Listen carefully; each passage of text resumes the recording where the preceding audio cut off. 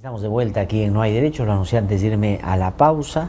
Ha venido a visitarnos el doctor Canelo. Él, como ustedes saben, Raúl Canelo es el decano del Colegio de Abogados de Lima, que ha, lo he dicho también en varias oportunidades, recuperado su esencia. La esencia del Colegio de Abogados de Lima era contrapesar al poder y desde una perspectiva, por supuesto, técnica, jurídica, buscar preservar el Estado de Derecho y la democracia en nuestro país. Lamentablemente, el Colegio de Abogados ha tenido episodios en los que ha sido cómplice del abuso del poder y no ha contrapesado como debiera.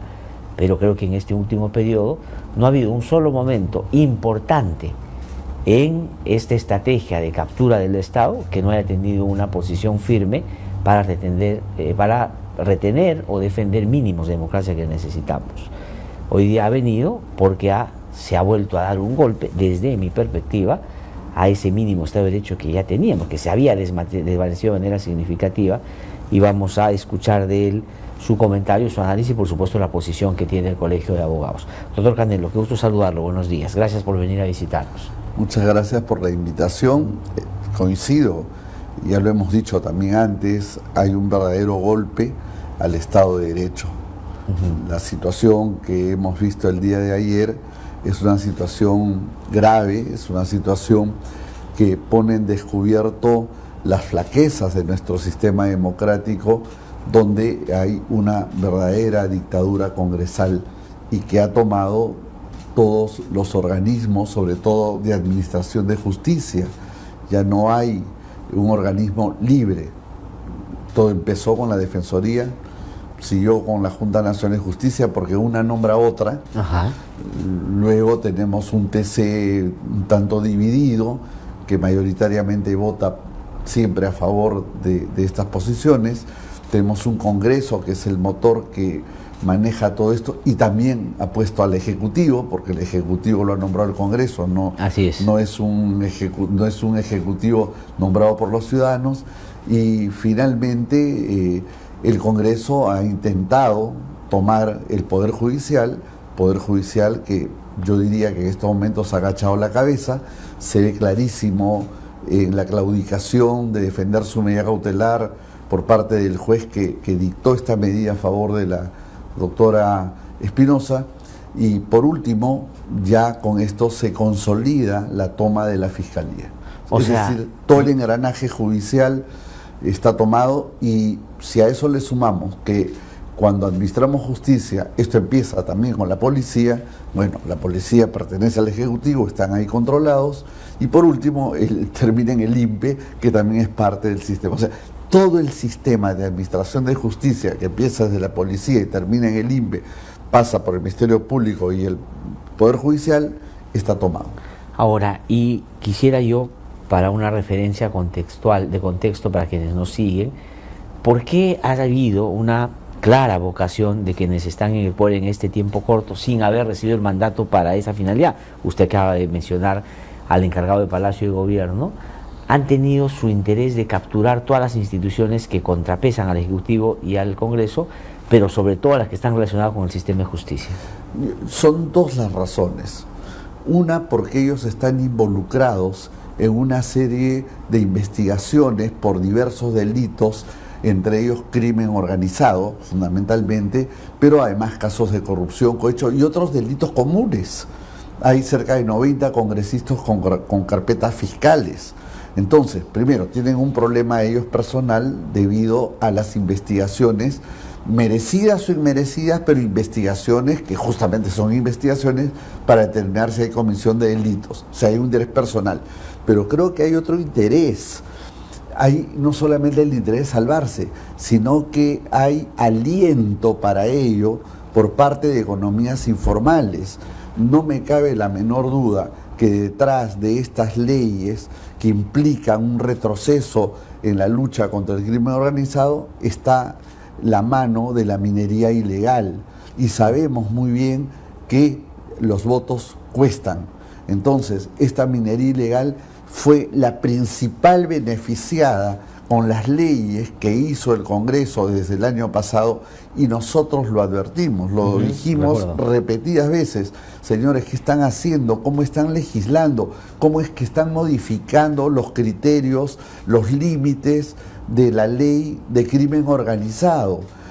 Y al hacer más compleja la definición, automáticamente salieron 50 delitos, entre ellos delitos de corrupción, donde estaban involucrados los propios congresistas. Bien escogidos para sacarlo del catálogo de delitos. Claro, pero el asunto es simple, y yo me voy a permitir leer, porque lo tengo anotado aquí, cuáles fueron esas modificaciones para recordarlas. Sí, por favor. Primero, se excluyeron por pena menor a 6 años, o sea, todo delito cuya pena es menor a 6 años salía esta ley. Ojo, primero pusieron 8. Sí. La Convención de Palermo habla de 5. Entre 5 a 6 ya salen 50 delitos. ¿Qué sería con 8 años que ellos intentaron? ¿Cuáles son los delitos, por ejemplo, dígale a quienes nos siguen, que se excluyen solo producto de esa parte de la modificación? Corrupción, minería ilegal, hasta rufianismo, entre otros. O sea, son muchísimos, son 50 delitos. 50 delitos. 50 delitos. Y el gota a gota, el lavado de activos, enriquecimiento ilícito y muchos casos de corrupción política salen de este ámbito, ¿no? Y el problema es el requisito. Por ejemplo, en la definición, ellos, el Congreso, muy cómodamente hicieron una modificación añadiendo un requisito al crimen organizado, y dice que la organización criminal tenga como finalidad obtener directa o indirectamente el control de una cadena de valor, de una economía o mercado ilegal. Entonces, claro, el sicario tiene que tener todo el control del sicariato. ¿En dónde? En la provincia, en el territorio, ¿en dónde? ¿No? Entonces, como no encaja perfectamente, y los abogados lo saben, ellos simplemente se van a retirar de esos delitos. Cualquier abogado le diría a un delincuente común: oye, no calza tu conducta con el crimen organizado, así que felices.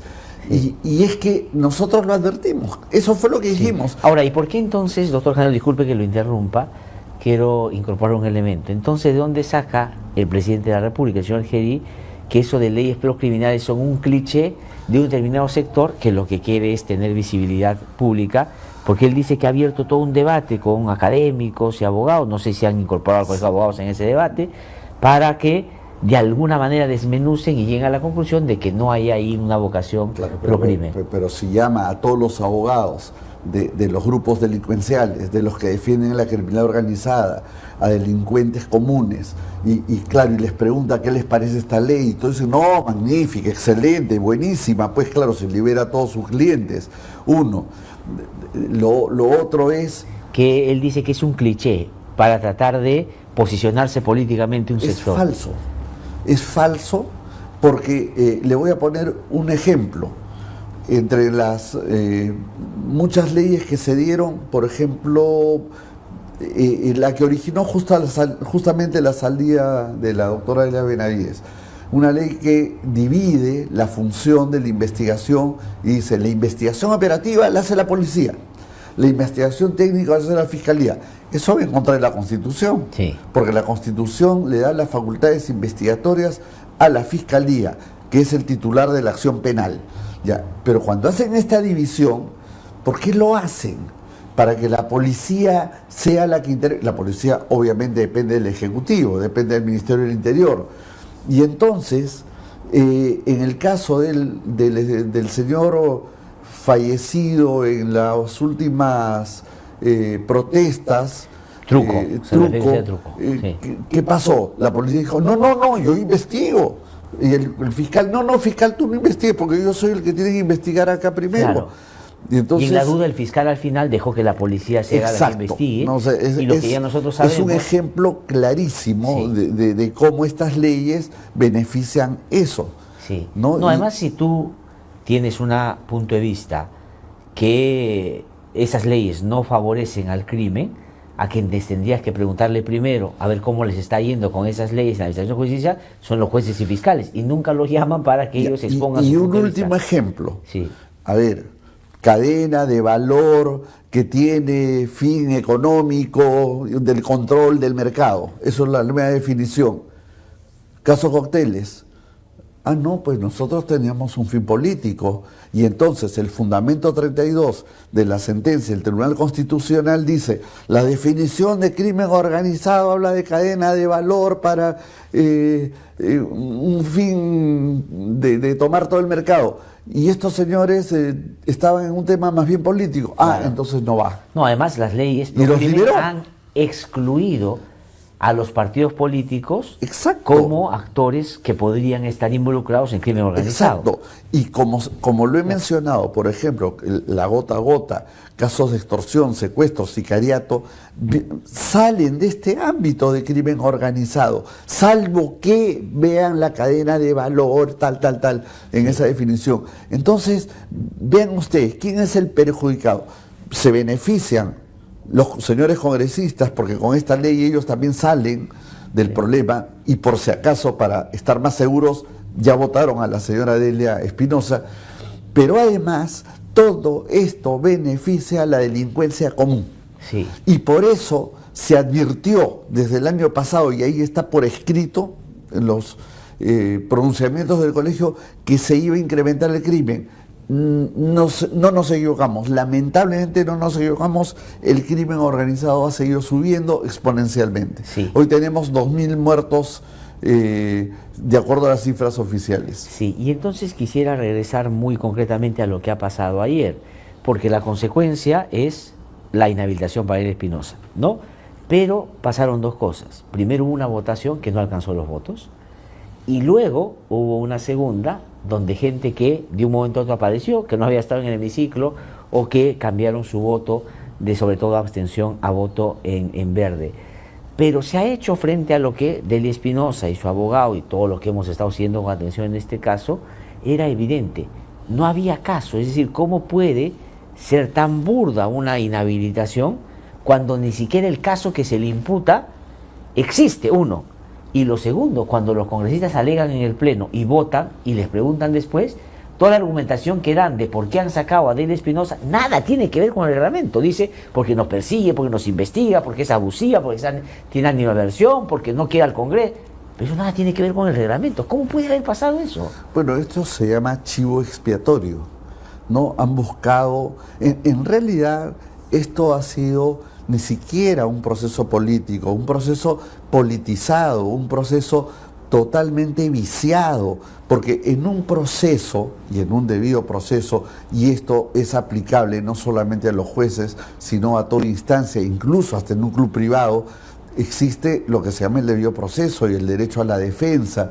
Y uno de los elementos centrales de una vida democrática y de una justicia democrática es saber de qué me acusan. Sí. Entonces yo tengo que saber de qué me acusan para defenderme. Acá, ¿de qué la acusaban? ¿Dónde estaba el punto? O sea, hasta ahora nadie sabe de qué la acusaban, porque decían que ella había intervenido en un reglamento, justamente lo que acabo de mencionar, esta ley que divide las funciones de la policía con la fiscalía, y que ella había desconocido eso. Bueno, pero eso no lo hizo ella, eso lo hizo el fiscal Villena, él era el fiscal en ese momento, y ella ni siquiera firmó el reglamento. No. Entonces, ¿qué tenía que ver ella en el tema? Pero es más, debería estar procesado el mismísimo señor interino Tomás Gálvez, porque él está aplicando eso, ese reglamento. Entonces, y ella que no firmó, no hizo ese documento, resulta ahora la única culpable, porque los demás en la Comisión de Acusaciones Constitucionales simplemente dijeron que los otros, los autores, en todo caso, si es que fue algo ilícito, cosa que no lo fue, los autores quedaron libres, y ella, que no firmó, sí es la... Ahora, tal vez la explicación, doctor Canelo, esté en lo que ayer decía el abogado Delia Espinosa, que en la comisión permanente 15 de los 16 que votaron están investigados por el Ministerio A Público. ver, y eso es otro tema que rompe cualquier regla jurídica elemental, donde hay una ignorancia supina en todo esto. ¿Cómo puede votar quien tiene un interés en el resultado de la votación? Debió inhibirse. Eso es ilegal, eso es ilícito y eso linda con el delito de abuso de autoridad. Porque no puede ser que si yo tengo interés en ese caso, yo vote. Por lo menos manifiesto, tengo interés, me abstengo, no puedo votar. De los 16 que votaron, 15 tenían carpeta fiscal abierta. Sí. Entonces, todo esto es un despropósito. Es simplemente, yo diría, asqueante, ¿no? No resiste ningún análisis jurídico. Ahora, pero ahí hay otro elemento que también es muy significativo, que hay un antecedente con la señora Ábalos, Zoraida Ábalos, que la inhabilitaron también por un hecho que no era hecho, es decir, subordinar el criterio jurídico o jurisdiccional al criterio político en un caso determinado. Pero ¿a qué quiero ir con este antecedente? Que la Junta de Fiscales Supremos, yo digo, si yo soy parte de los otros 4, que también se les imputaba el mismo delito, y arbitrariamente se quedan con la que menos vínculo tiene con el hecho, y a los otros los salvan, debiera, pregunto, la Junta de Fiscales Supremos haber tenido un pronunciamiento, por lo menos decir, oiga, ¿esto es abiertamente un acto totalmente arbitrario? Pero por supuesto, se está violentando flagrantemente la autonomía de los poderes del Estado.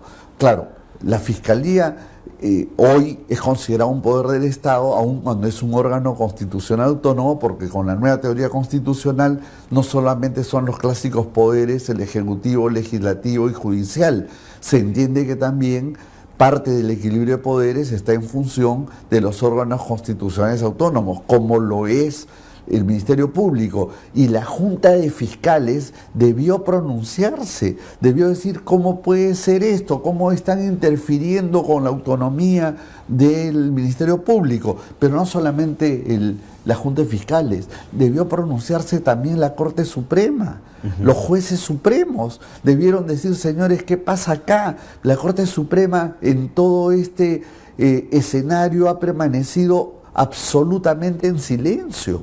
Eso es inconcebible. Cuando hace poco tiempo a la propia presidenta de la Corte Suprema la querían sacar a través de un proceso inmediato los amigos de la Junta Nacional de Justicia. Y el Colegio de Abogados se pronunció Y también que el por colegio, por supuesto, protestó porque era una flagrante violación a la autonomía de poderes, a la división de poderes, pero extraña que el Poder Judicial esté mudo. ¿Será tal vez porque les han incrementado los sueldos notablemente o será tal vez porque les han dado recursos para que los trabajadores del régimen CAS pasen a ser ya parte permanente del sistema laboral en el Poder Judicial?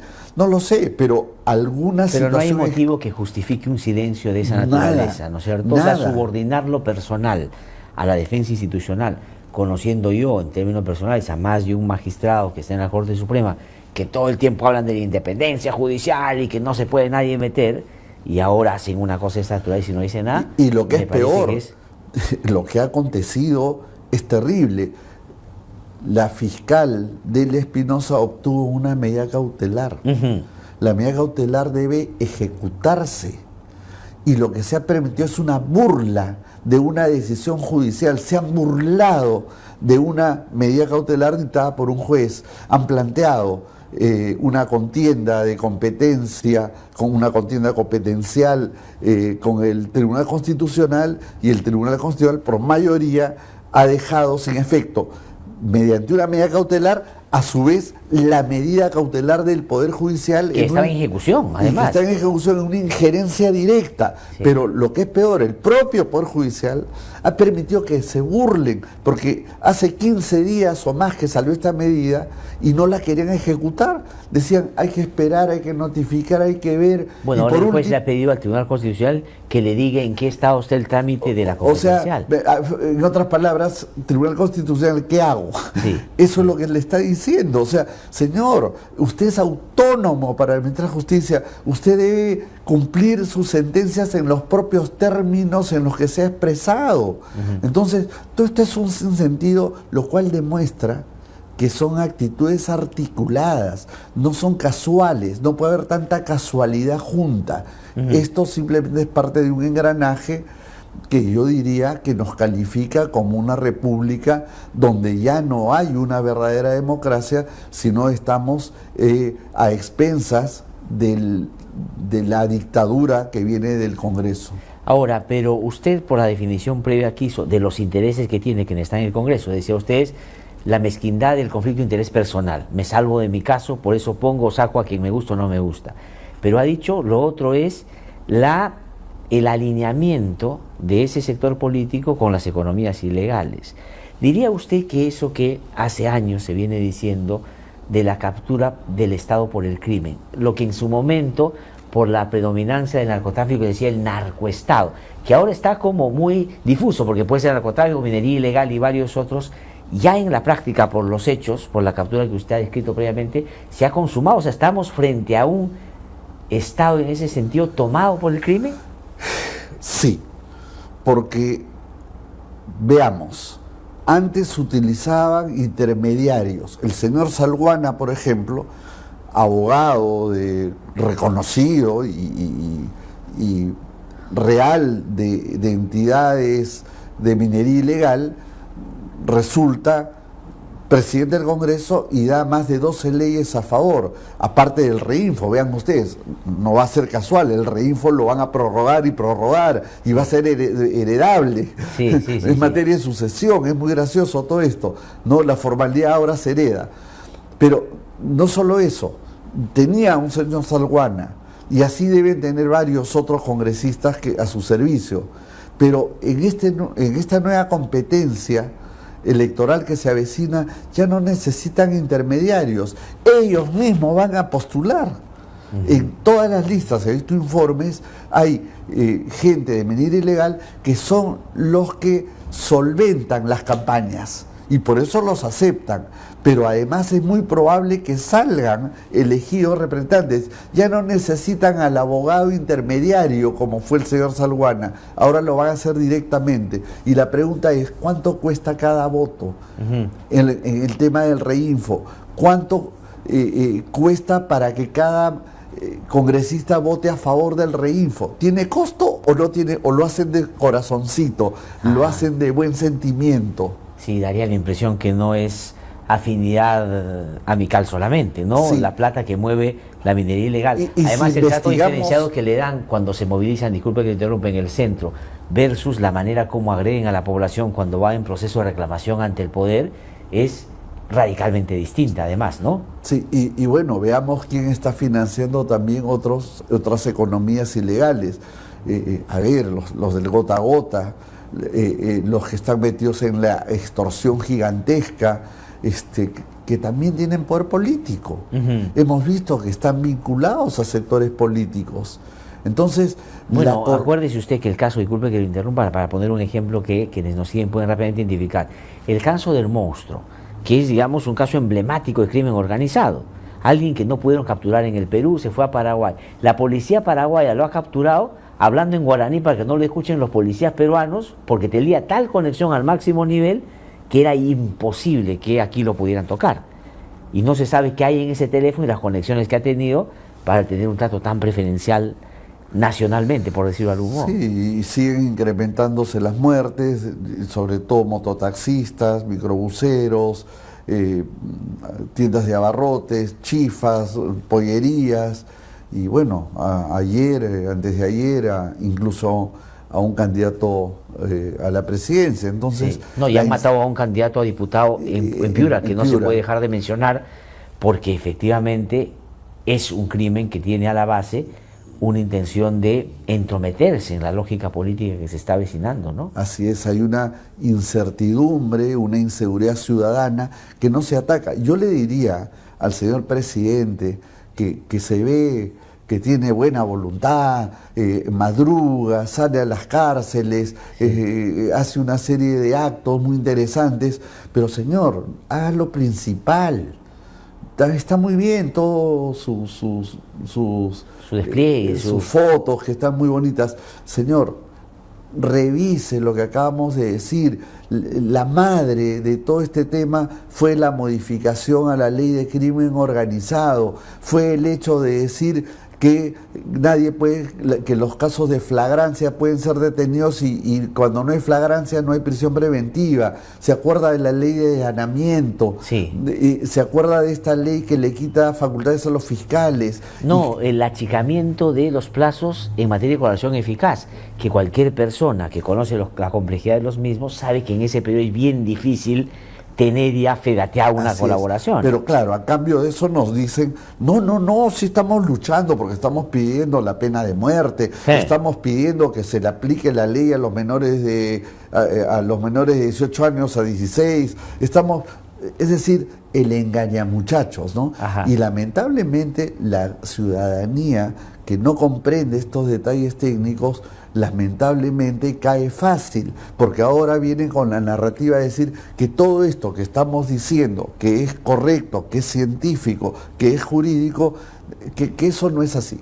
Sí, claro, y hay complicidad de las autoridades que ya no solo, entre comillas, habilita un debate académico poniendo a los abogados de las presuntas organizaciones criminales, sino que el propio fiscal interino convoca como representante de la sociedad civil a unos abogados y todos defienden a esas organizaciones. Claro, sí, he escuchado al doctor Blume diciendo, no, acá no hay... Son leyes pro derechos humanos, sí, ha dicho. Sí, dice, acá no hay leyes de que acá no se está luchando, no se está afectando el crimen organizado. Eso es mentira, eso es un invento. ¿Cómo que un invento? Sí. Claro, eso no es que no han leído, lo saben. Y yo creo que Están son parte del engranaje. Están pensando en sus clientes, Así claramente, es. ¿no? En buena Sin parte duda. de ellos. Ahora, vamos un ratito en esta última parte, que tengo pocos minutos, doctor Canelo, agradeciéndole mucho, a asuntos muy concretos.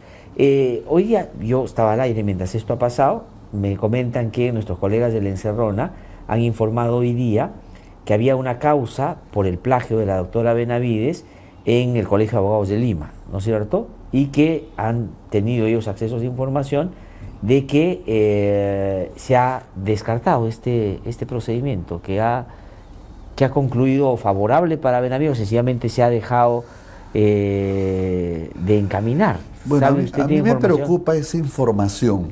Primero porque ya hace unos días dijeron algo parecido.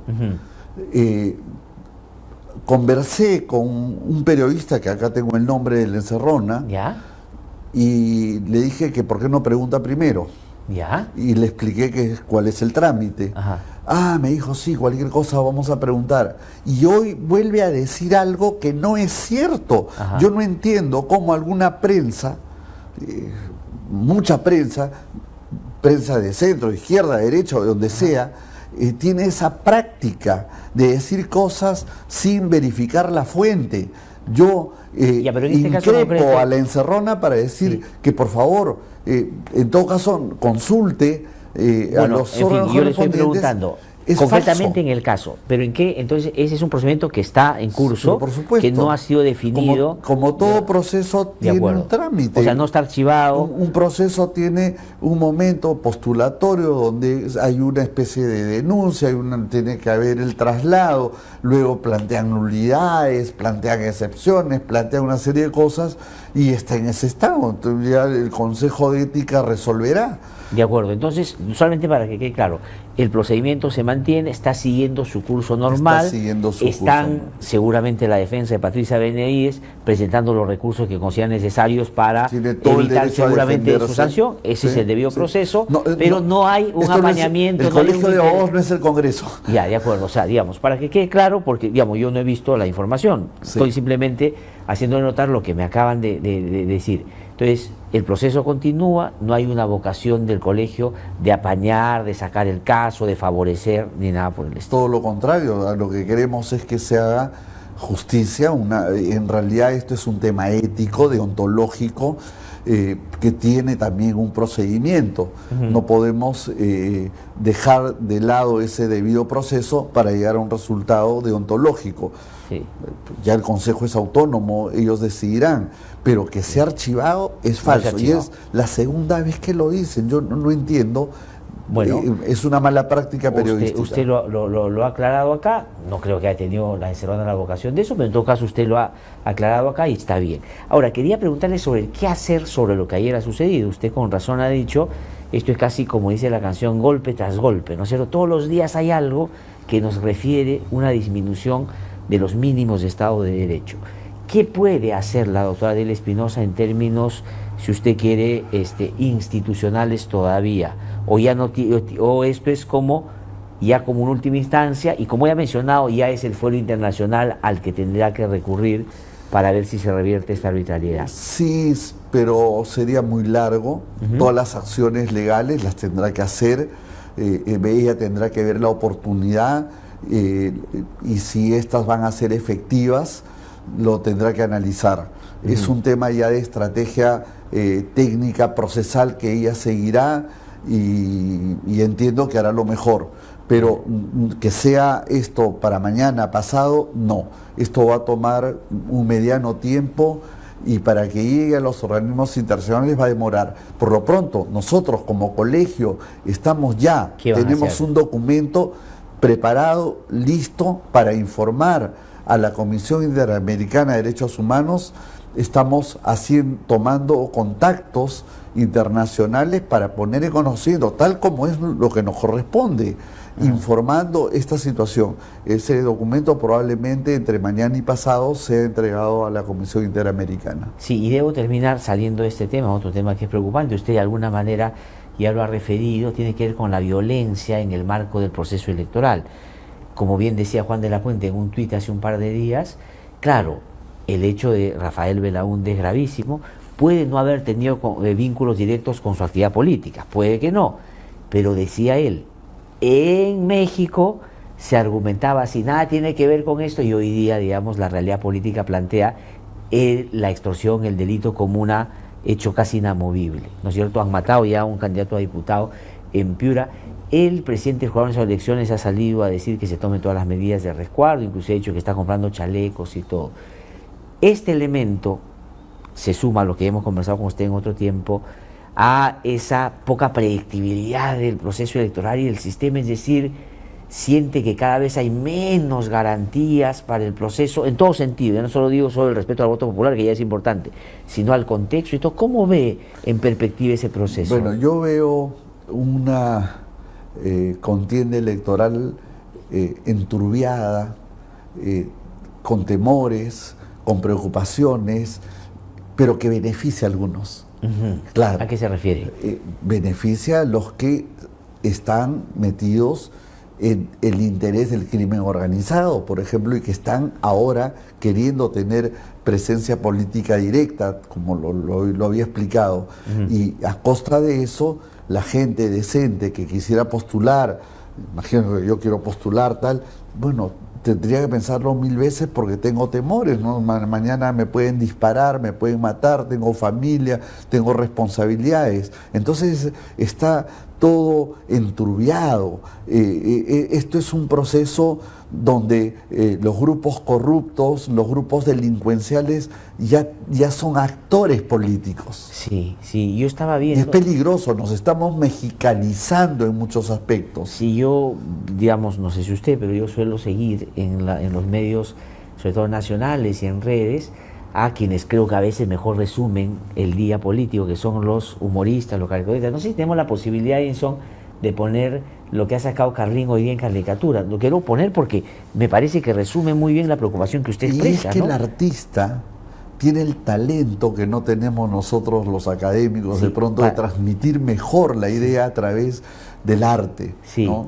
A ver, vamos a ver si tenemos mientras... Y lo otro es, esta es una cosa que, claro, lo hemos conversado, pero va a haber una reconfiguración de los miembros del Jurado Nacional de Elecciones.